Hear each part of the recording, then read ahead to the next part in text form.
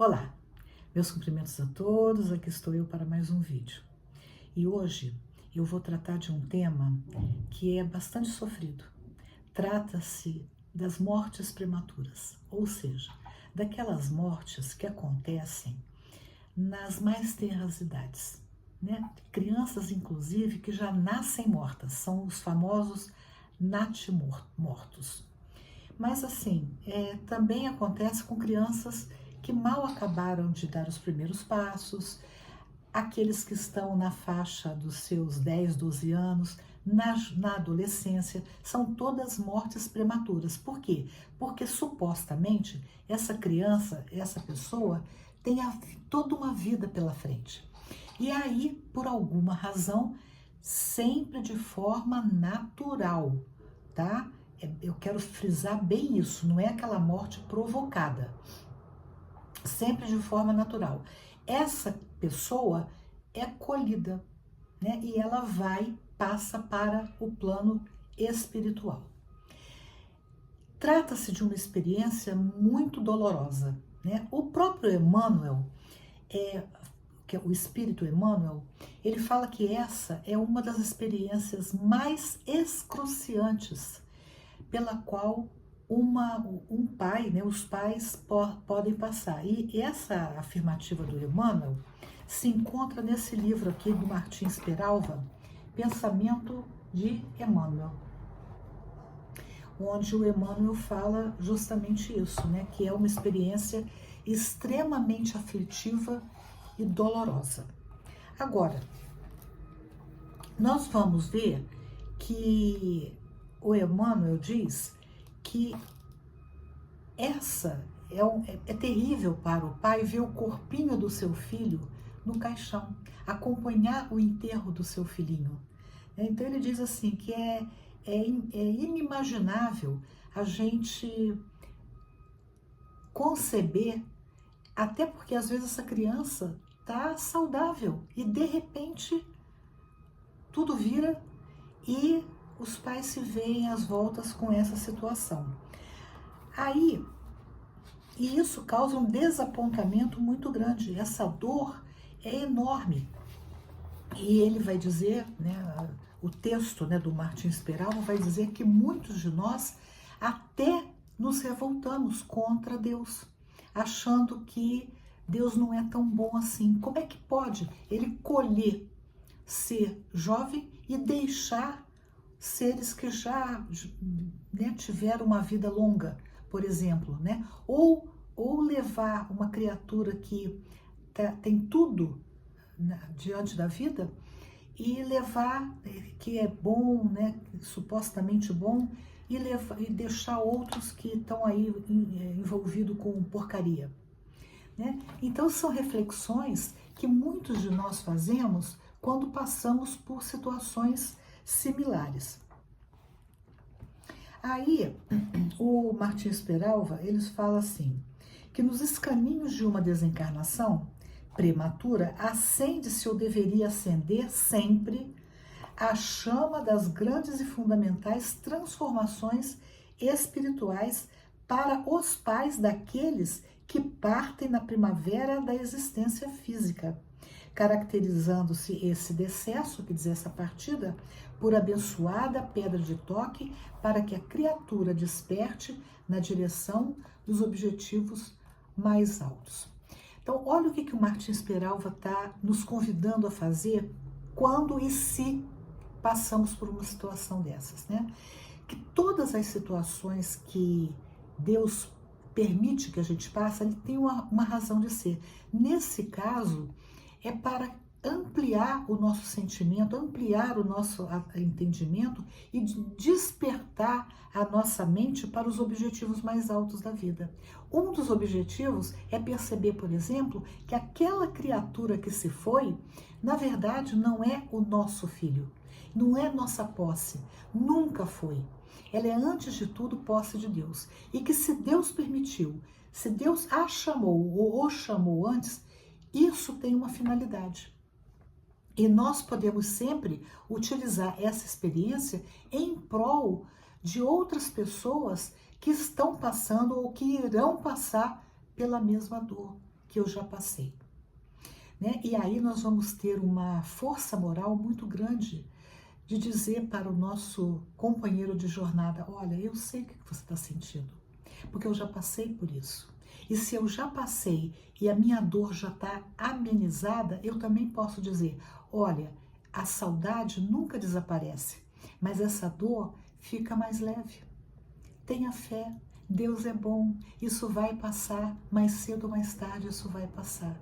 Então, assim, é muito importante que a gente tenha essa percepção do bem que mesmo uma dor pode favorecer que a gente faça. E nesse texto ainda do Martins Peralva, ele diz o seguinte, que a desencarnação prematura, na flor da idade, é claro, né, se ela é prematura é porque ela é na flor da idade, pode ser o complemento da existência de uma existência interrompida antes do tempo, por este ou por aquele motivo. Então, o que ele está dizendo aqui? Que uma desencarnação prematura, então o que quer dizer isso? A criança, a pessoa nasce e vive lá 1 hora, 2 horas, 2 dias, 1 mês, 3 meses, 5 anos, ela é prematura. Então ele diz o quê? Que isso pode ser o complemento de uma existência que foi interrompida antes do tempo, por este ou aquele motivo. Que tipo de existência é interrompida antes do tempo? Um suicídio, direto ou indireto, né? Um assassinato. Então, essa existência é interrompida. E aí ele ainda complementa, por este ou aquele motivo. Ele não fecha a questão. Qualquer que seja o motivo, mas essa desencarnação anterior, a pessoa deveria viver mais 2 anos, 10 anos, né, 20 anos, mas por alguma razão essa encarnação foi interrompida. E aí o Martins Peralva continua dizendo que quando Allan Kardec perguntou aos espíritos que utilidade encontrará um espírito na sua encarnação em um corpo que morre poucos dias depois de nascido, os espíritos responderam, abre aspas, o ser não tem consciência plena da sua existência. É claro, né? O bebê não tem consciência plena, ou a criança pequena não tem consciência plena da sua existência. Assim, continua o Martins Peralva, a importância da morte é quase nenhuma a importância da morte para ele. Conforme já dissemos, o que há nesses casos de morte prematura é uma prova para os pais. E tem um momento desse texto que eu estava tentando achar aqui, mas não vou conseguir achar nesse momento, que diz assim, muitas vezes os pais não valorizaram a maternidade ou a paternidade. E aí eles passam por essa dor para realmente dar valor àquela experiência da maternidade ou da paternidade. Agora, eu mencionei que nossos filhos, que a gente acha que são nossos filhos, mas na verdade não são, né? Nossos filhos, antes de serem nossos filhos, eles são empréstimos que Deus nos dá para que nós os encaminhemos, os eduquemos, ajudemos que eles se desenvolvam intelectualmente e em termos morais. Essa é a finalidade da encarnação. E nós, pais, temos uma responsabilidade muito grande nesse sentido, de ajudar as nossas crianças a entenderem a função da vida, a darem valor a tudo, né, que elas receberem ou receberam nessa encarnação.